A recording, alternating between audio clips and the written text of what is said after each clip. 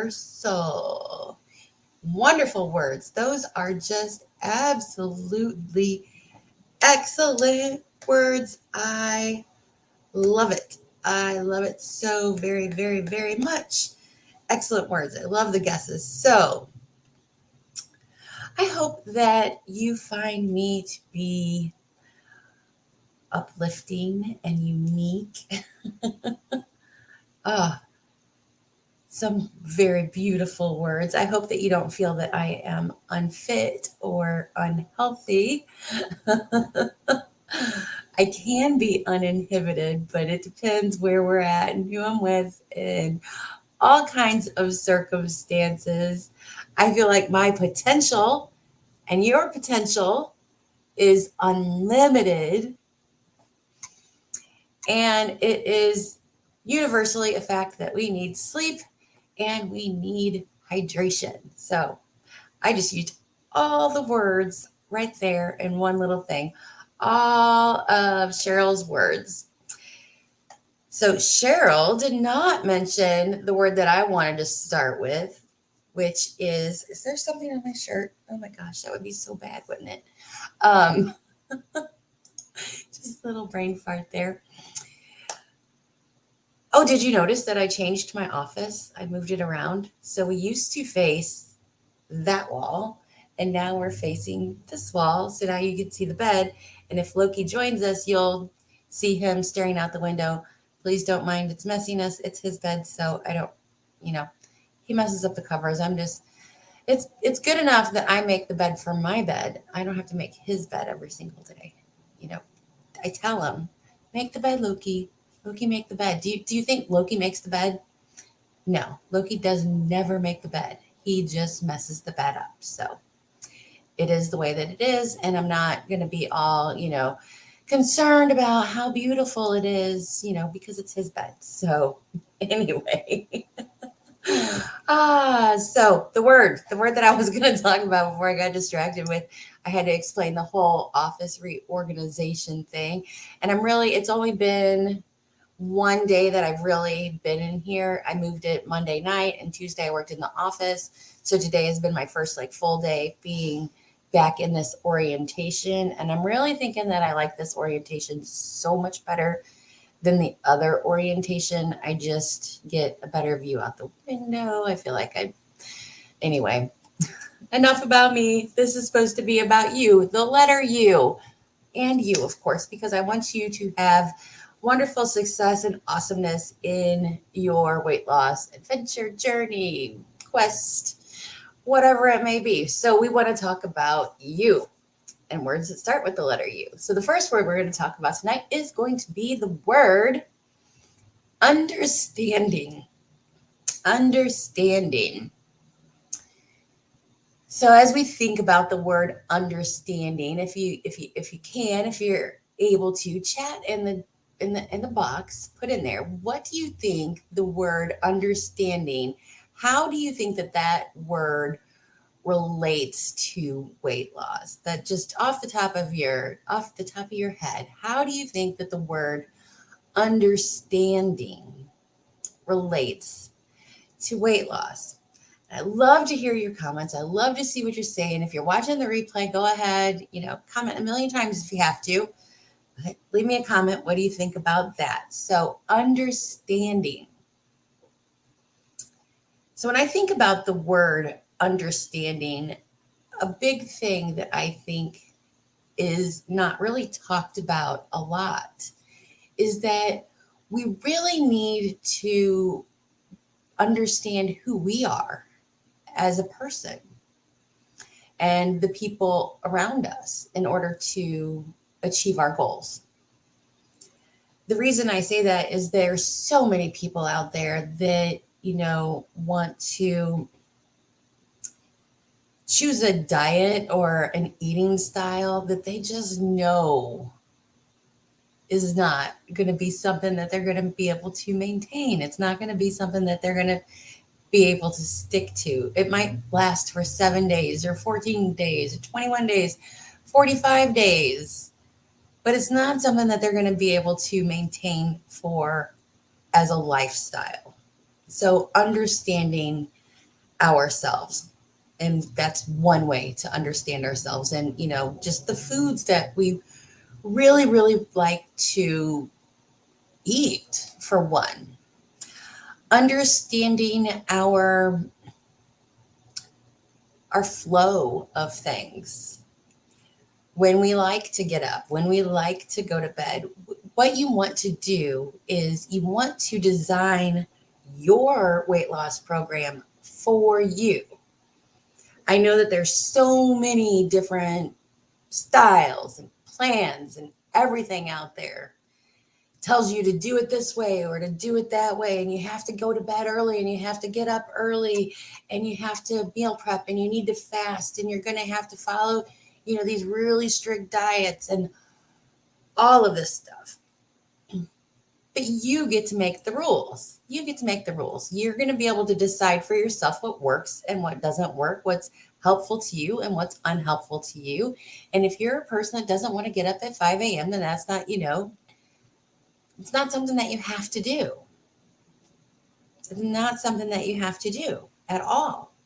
So we're going to, figure out who we are as a person. If you're a nocturnal person, that's just fine. We can design things to work for nocturnal people. It's totally doable. If you're a person that loves cheese or milk and your body tolerates it and everything's all great and good, why would you go on a diet that says you can't ever have that stuff? It's just, so understanding kind of like who we are, understanding things like what are our triggers? So do you have, emotional triggers that's going to get us into the next thing, the different understanding, your hunger. But do you have triggers like stress, depression, anxiety, fear, anything? There's so many different things that, types of triggers that you can have that can cause moments where you're completely, all out on the diet. So understanding yourself. And that's why I talk so much about journaling. That's why I think it is such a good ritual to have. I think it's a good practice to have because I wasn't a type of person who was very aware of herself. I didn't think about myself. I just went through my life and just did the things, but I didn't really ever analyze it and think about the chain reaction that certain events or things or anything would have. I didn't put any real thought into who I was as a person. I didn't think about, hey, Tia, welcome. I'm so glad you're here. I didn't think about my values as a person. What do I value?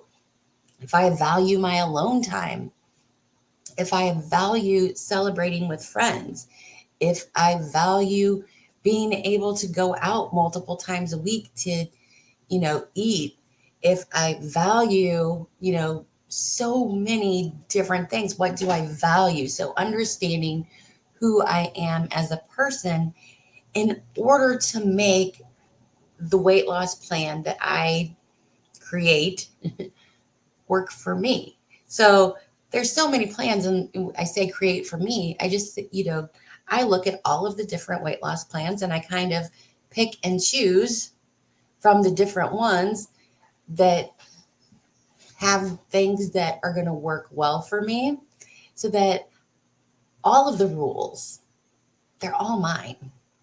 I'm not breaking anything other than something that I value. So it's a lot easier to be on track whenever all the rules are created by me, for me, because I have a good understanding of who I am and what I want. So understanding is really, important in weight loss. Constantly trying to understand my bodies and needs. So yeah, that's another thing that we need to understand, understanding our body and our needs. And that's one of those things that, again, I wasn't ever paying attention to this. So I didn't really notice, I didn't know the difference between when I was hungry and when I was thirsty. That was something that I had to learn and experiment over time.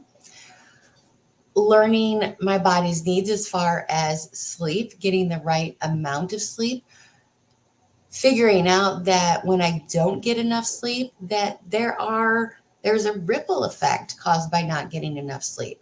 I'm going to be hungrier. I'm going to be more tired. I'm going to be less apt to make good choices. So understanding my body and what my needs are, knowing when you can push yourself in a workout versus when you need to pull back on that workout, knowing your body well enough so that you don't overexert yourself or injure yourself is so important. Listening to our bodies. And again, I'm going to go back to that journal. It really helps to write in a journal in order to figure these things out, because a lot of times we're just not taking the time to do it sometimes. Maybe if you just sit and take 5 minutes out of every day, you don't even have to write anything on a piece of paper. But if you just sit down to think about things, you might have some realizations that you didn't have, prior to doing that. So again, there's multiple ways. I'm not saying that you must journal in order to be successful, because that's not true either. There's plenty of people that don't journal. They're successful. You've got to find out what's going to work for you. But I do want to say that curiosity is the key, because until you give it a try, you don't really know. So we want to be open-minded, have a really growth mindset, be willing and accepting to, just trying things out, because you just don't know until you give it a try. You have no idea. There's so many things out there that until you give it a try, you just don't know if you like it or not. So another thing that I really should pause and take a breath, right? It's hard. It's hard. I'm telling you, it's hard. Another thing we want to understand is our hunger. So hunger can come in a few different ways. There is, like stomach hunger, when you're physically hungry, you need food, you need fuel. This kind of hunger it kind of just builds slowly over time. The longer that we go without food, the hungrier that we get. Stomach hunger is pretty easy. Some people, have different ways that they can identify stomach hunger, whether it's, the grumbling in the stomach. Some people tend to get lightheaded and feel dizzy. May start to just think about food more often, and then it goes away whenever you eat. So stomach hunger is pretty easy.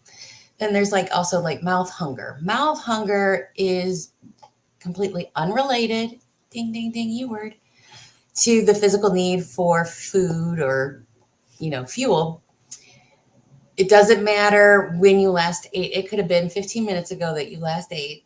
And it's really like a craving for, a specific type of food or an aspect of food. Maybe you want something crunchy.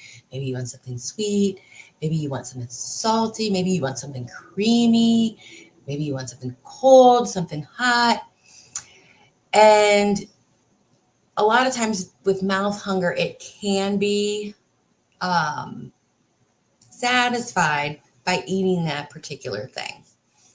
And then there's more like the emotional hunger, the heart hunger, the head hunger, the complicated hunger that is so complicated. And again, it's not related at all to your physical need for food.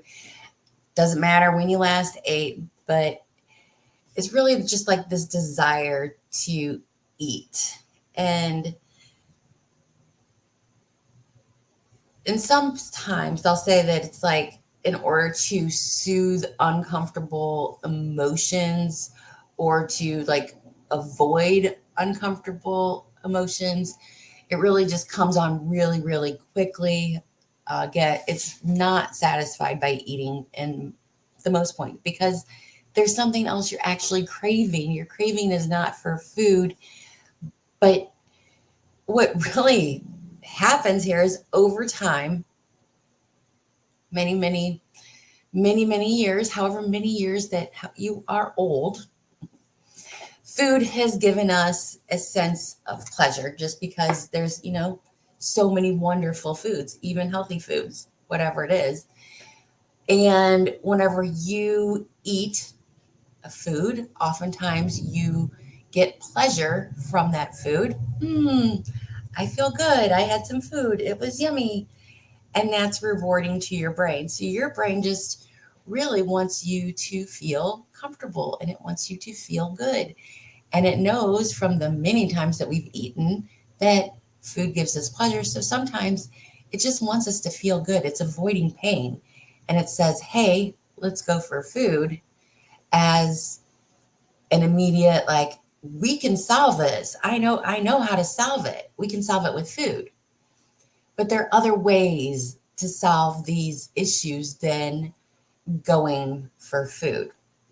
Maybe instead of food, I need X, Y, Z. So understanding food. And then there's the sight.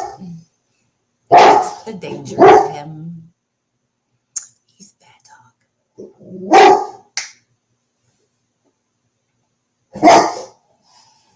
So sight hunger or smell hunger is another form of hunger. So you see it, you want to eat it. Most often it's like when you are, maybe in the office or in your home and you're passing by, or somebody else's home, and you're passing by like a candy dish and you see the food and you want to eat it. If you're in the store, at the mall, or whatever, you see the food and you want to eat it. Now, if you're watching TV, there's a commercial, you see the food and you want to eat it. You have this urge to eat that food because you saw it. It looks so good and yum, all the things. So definitely sight and smell hunger. Generally, these are the easiest ones for sure to avoid the urge. You just have to remove yourself from that situation. So many times I like to walk the mall because the mall is like right across the street from where I work. So you can't really walk across the street. It's like a busy road. Anyway, you got to drive there, but for me. But anyway, I like to walk the mall at lunchtime, and you pass the pretzel place and you can smell the pretzels. Those smell so good. I would like a pretzel. But then, you get 3 stores down and you're distracted. Oh, that's a cute dress. Oh man, those shoes will look good on my feet. And you're forgetting about the pretzels. You just got to distance yourself from a situation and you soon forget about it. It's the same with walking by, candy at someone's desk, or even, food in your home. Yeah, he's here and he's having so much fun. But sight and smell hunger are the easiest ones. Just kind of distance yourself from those. But there are some strategies to overcome the other kinds of hunger. So drinking more water, eating more protein, planning your meals is a great way to kind of overcome these, because it eliminates spontaneity and uncertainty. I like to have spontaneity and uncertainty in my life, so I don't like to plan too much, but I like to do a little bit of planning. So again, it's really finding what is the correct balance for you individually. But planning your meals eliminates that, and it takes out all of that, guesswork. Avoid getting extremely hungry. So extreme hunger can also lead to just poor choices. When you're extremely hungry, I know for me, I get the hangry, and I'm just like, I don't care. Just give me the food and give it to me now. I can't be messed with anything because I'm just so hungry. Avoid stress, sleep, get well-balanced meals. A lot of time, if our meals are not properly balanced, we could be having, certain cravings and things because we're not having that balance and we're missing out on some key categories of foods that we need to have. Um, and don't go to the supermarket hungry because out of sight, out of mind. If you go to the supermarket hungry, everybody, emojis in the comments. If you go to the supermarket hungry, do you buy extra things? Do you buy things that you wouldn't necessarily have bought if you go to the store hungry? Things that you don't necessarily need. I know that I am guilty of this 1000%. So don't go to the store hungry. That way you don't get all this extra stuff and then it's out of sight, out of mind. If it's not in your house, you don't see it, you're not going to want it. It's all good. So don't go to the store hungry. So that was really understanding the different types of hunger has really, it wasn't something that was really talked about the first time that I lost weight with Weight Watchers. It was just, we really only talked about, staying within our points, and that was all fine and good. But understanding my different hunger, and especially emotional hunger, has really led me to figuring out different skill sets that help me to cope with my different emotions in a different way. So with stress, I'm now practicing deep breathing and meditation. Whenever I am feeling unloved, I know now that the food is not going to love me. It never did. And I know how to reach out for that love. If I am feeling anxious, I have new activities and habits that I can engage in that will help me with that.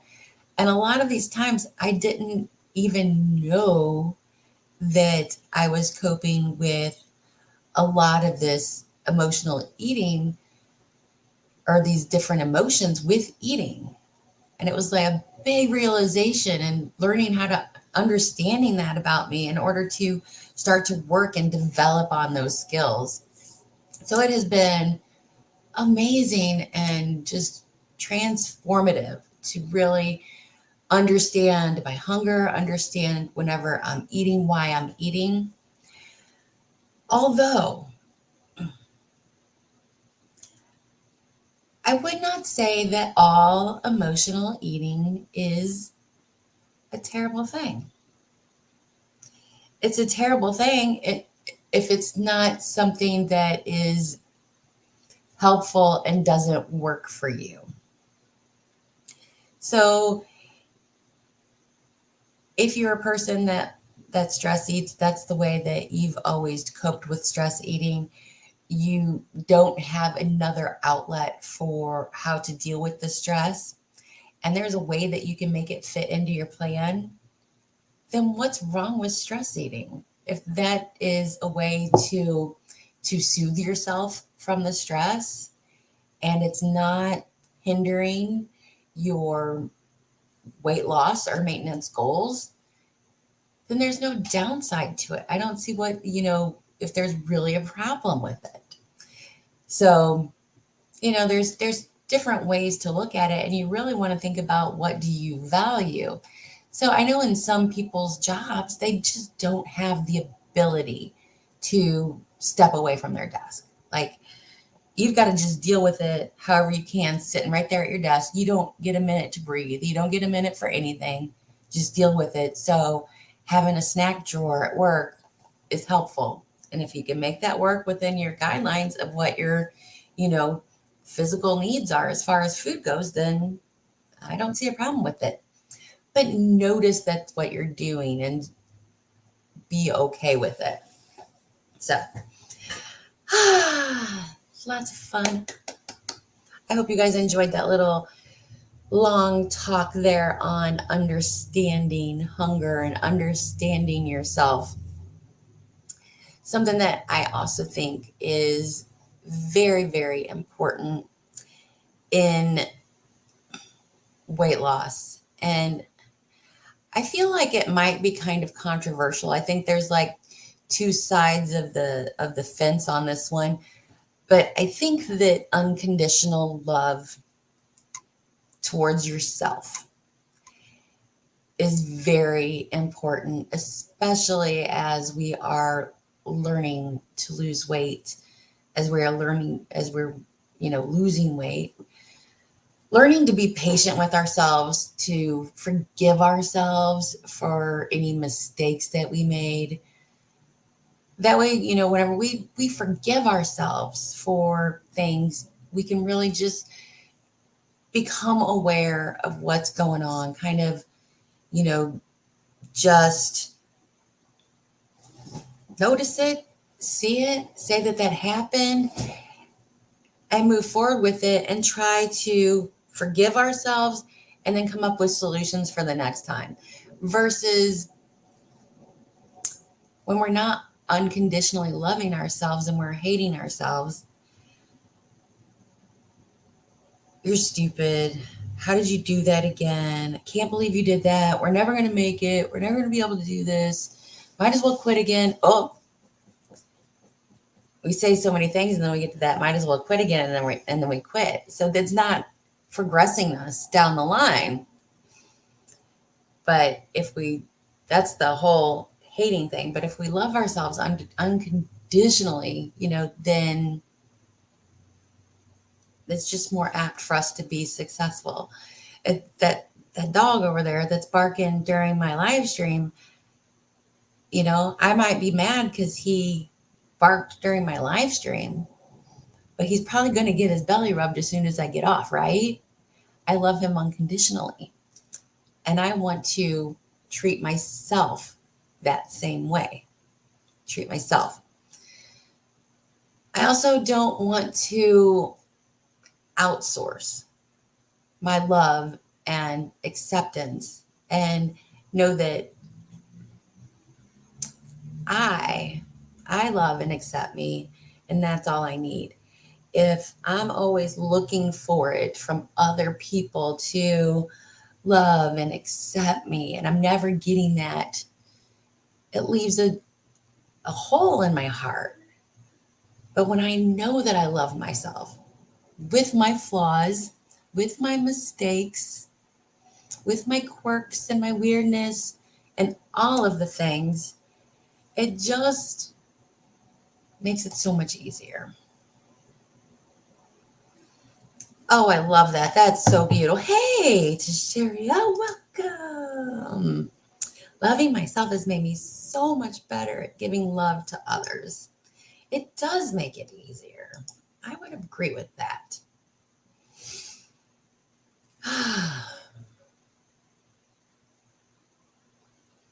So, when we learn to love ourselves unconditionally, we don't have to put so much value. We don't need permission and validation from other people in order to love ourselves. So I know a lot of people have been around people that want to cook for love. They want to show love by cooking you food, and it might not be food that is necessarily, on your plan for the day. They've sprung it on you. You had no idea, and you want to show love back and feel like you have to eat the food. You have to. But when we're not having to get that validation and that permission and that acceptance from everyone else, it makes it a little bit easier to say no from a point of, I have to do this because it's important for my body. It's important to me. It's something that I value. It's just a rule. Food is just so common, and we think of it as something that could be non-harmful. But if you had a severe nut allergy and somebody said, I got these nuts and I really, love them and I really need you to eat them, you're not going to eat those nuts just to be like, oh yeah, I love you too. Not, I'm going to die now. Thanks. You're not going to do that. Sometimes we have to set boundaries and loving ourselves so much that we create boundaries that we don't let people cross them because we value and love ourselves so much. It's so important. And whenever we feel that way, it becomes easier to explain it to people that, I know that you mean well, but this is really important to me. This is where I draw the line. This is the rule. Want to feel my best to give my best self. Woohoo. Love it. Love it. Love it. Love it. So, loving ourselves. So we really want a big key in this is treating all the stuff that goes on in your head that you say to yourself, finding it, taking that, just really seriously. I know that I was just mean to myself in a way that I wouldn't, well, it's not true. I was going to say in a way that I wouldn't be to others, but sometimes I guess I can be mean. But just mean to myself, critical, judgmental, harsh, just nasty to myself. And I would say it so many times that I just believed it was true. So here's the crazy thing is that you don't want to just completely fight it and say, I don't know, but you just kind of want to acknowledge it and say, that's not true or whatever. But you just don't want to convince yourself that it's true. You want to find ways to convince yourself to say that it's not accurate. It's not 100% accurate. And for the most of the time, we can find ways that show that we are dedicated, committed, that we are in control, that we are capable, that we can be successful. If we look within ourselves and we understand ourselves and we see, then we know that we can do those things. We know it. But we try and trick ourselves into thinking that we're less than when we're definitely more than enough. More than enough. So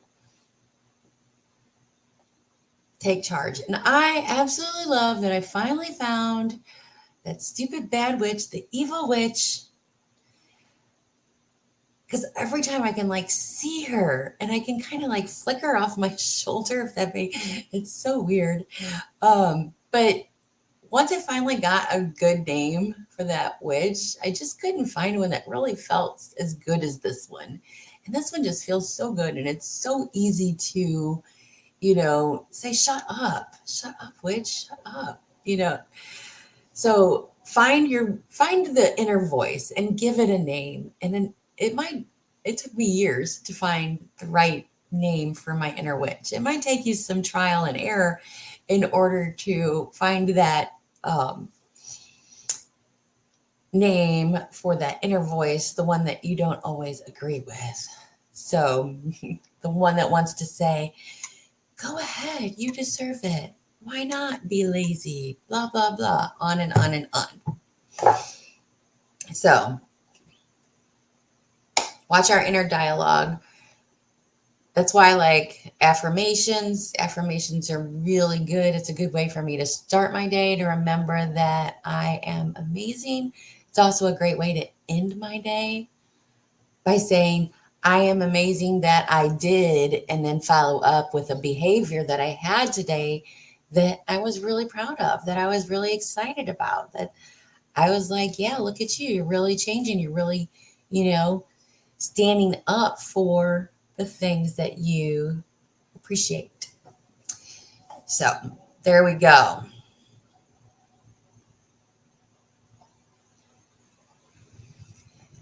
So I was just reading through my notes just to make sure that I talked about everything that I wanted to talk about on that. Unconditional love. Unconditionally. It's hard to love yourself unconditionally. I can tell you that. It's not, whenever you have not practiced that for most of your life, and then you're like, I'm going to love myself unconditionally. It's not something that you just decide and then it becomes automatic. It is something that we have to work on and take time to make the effort for it. But it is something that is 100% worth it when you do it. So this week, I encourage you to practice some unconditional love in your life. So that's all I have to say on that. That is what I have to say on that. Yes. Yes. You have to act your way through the change of loving on yourself. For sure. So, I'm looking, and my brain just doesn't.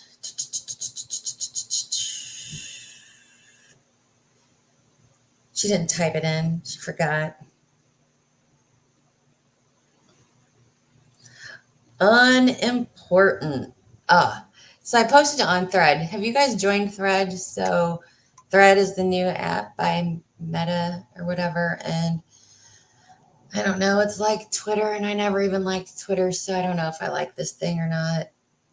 We'll see. And then I'm just like, oh my God, another social media platform.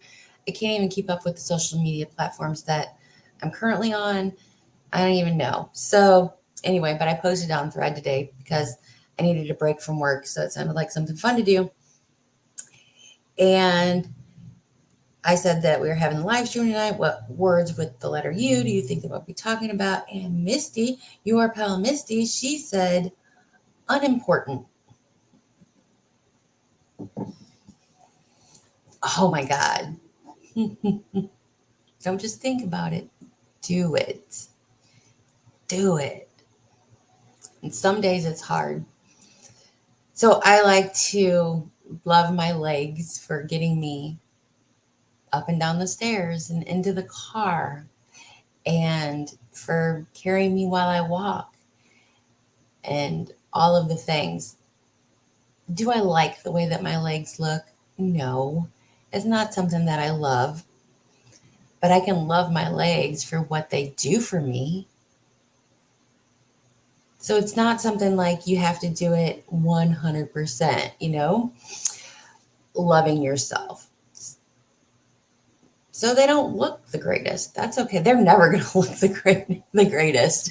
I'm not, and that day has come and gone. That is definite. I'm never going to have, those awesome runner's legs that I've always wanted, but never wanted to run. It's just not going to happen. But I can love what they can do for me. So just kind of an example there. Oh, so unimportant. What is unimportant in regards to weight loss? What is what is unimportant to weight loss? This brings me back to an old story. I was in the break room and I was eating grape tomatoes and a cheese stick and something else. I can't remember what the third thing was.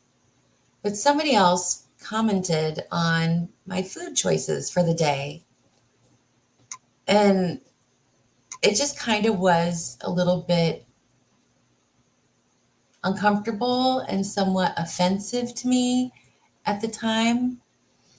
And they were all, being nosy and stuff. And I was like, I don't understand. This is my lunch. This is what I'm eating. Why do you have anything to say about what I'm eating for lunch? That was unimportant. But I remember it.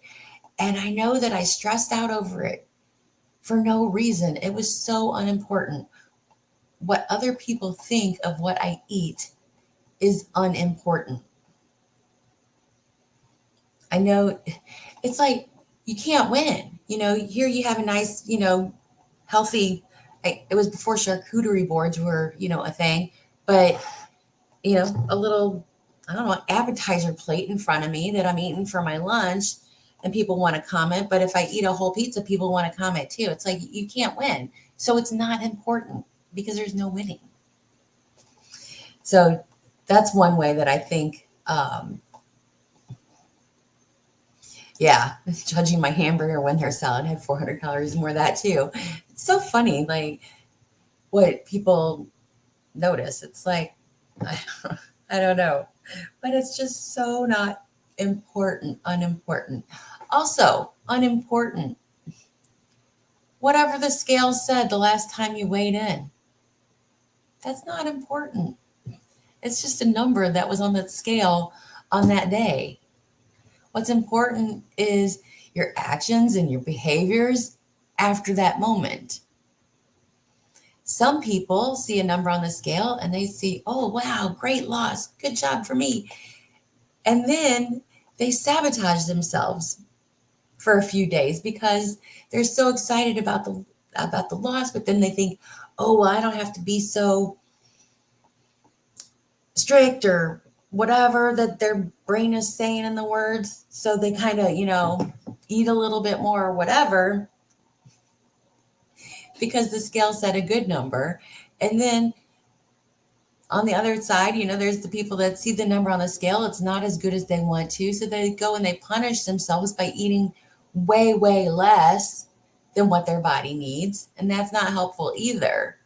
So we always have to be thinking about that number is not important because it has a large impact on your actions after you step on the scale.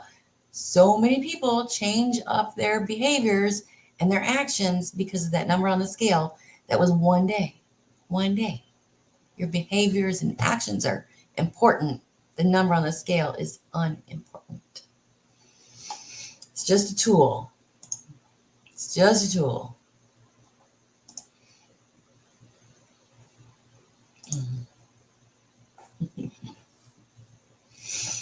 It's just a tool. It gives you an idea. It gives you an idea. A self-sabotager, but I'm getting better at it. It is so it and that just comes back to the number one, word of understanding who we are. Some people, it's easier for them to buy a pair of jeans that doesn't button all the way and to just try those on once a week and say, oh, I'm getting there, because their relationship with the scale isn't in a place where they're going to continue with their behaviors and their actions based on that number. So they just get like a pair of jeans or something and they judge their weight loss based on the way those jeans feel, because we've all got our own, thoughts and dramas and, issues and whatever. We got to do this for us and for what works for us. So if you don't ever want to step on the scale, there's other ways to measure. If you just want to get a ribbon and you tie it around, your waist or your arm or your thigh and say, this is how big it is today. And then you just, once a week, once a month, whatever it is, you just see, oh, okay, that part of my body is getting smaller. Good.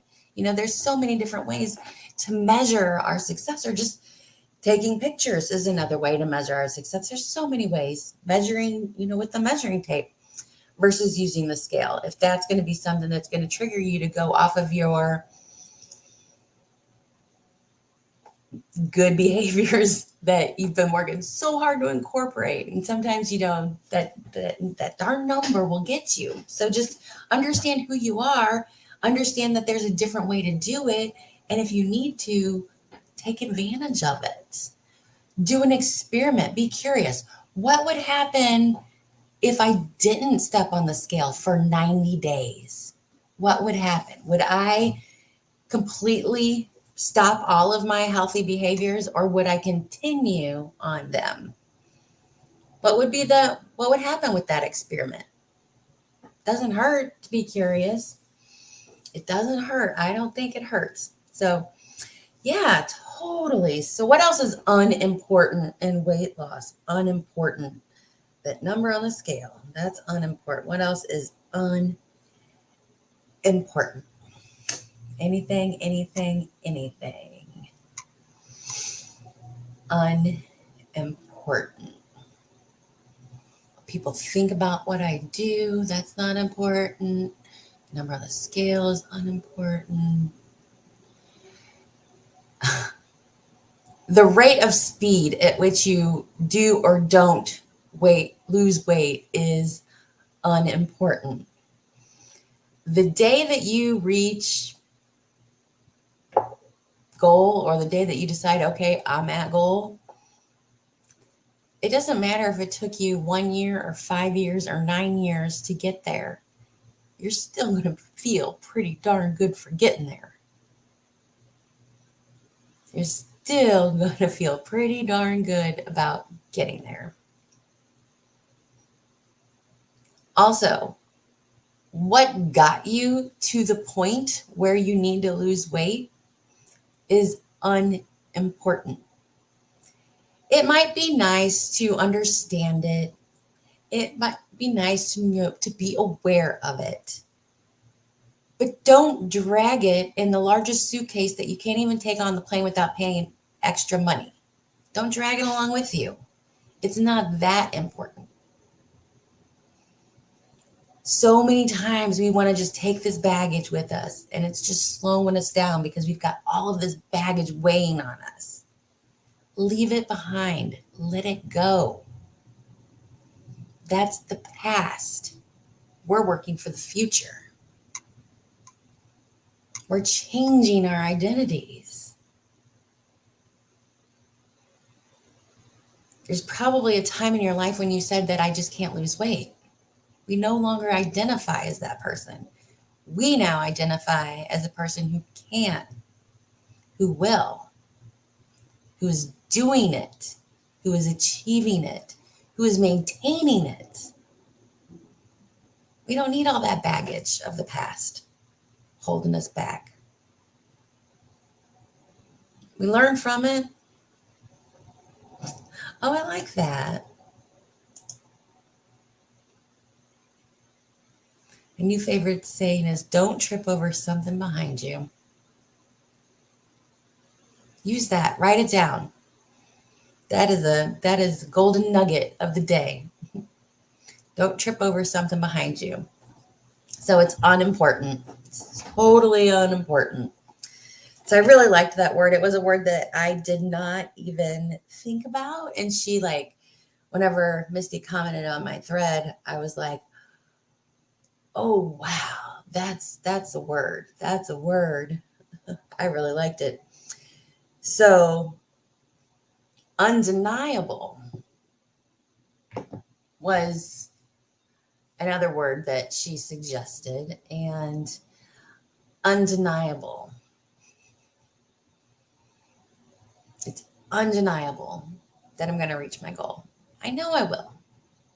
It's undeniable. In my brain, it is undeniable. You can deny it all you want. So I guess it's not completely undeniable, but I believe it's undeniable. I'll reach my goal. So fun stuff there. Fun stuff. Going back to Cheryl's words. Unfit, uplift. I think I talked about them. I should do more of the words that you guys suggest in the beginning, and then go focus on the words that I really thought about and prepared for, because after an hour of talking, my brain gets kind of tired, and I can't be as creative and thoughtful about things spontaneously as I can in the very beginning. So maybe I should change up the whole flow of things, because I want to talk about your guys' words, but sometimes my mind just goes completely blank.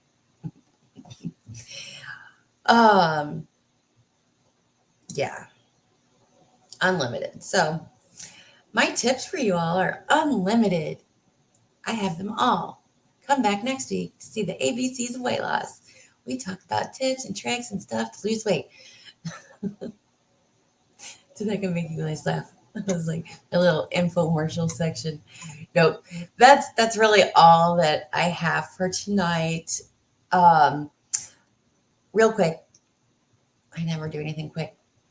I just wanted to apologize for not having a weigh-in video. I was just not in the mood, and then I finally recorded one Monday, and then I got busy and I haven't had time to edit it. So by the time it comes out, it'll be like really my next weigh-in day. So anyway, sorry you had to miss me, but I promise I'll do one this weekend. Anyway, that's it. I just wanted to say that again. I appreciate you so much for being here tonight. Thank you so much. I always appreciate you. Don't forget to come back to this video and leave a comment. What was your favorite word? Why was it your favorite word? Or whatever kind of comment you want to leave, because it helps the video out. And that's it. I'm going to see you guys in the next video. As always, it's going to be an adventure. Bye. Bye, bye, bye.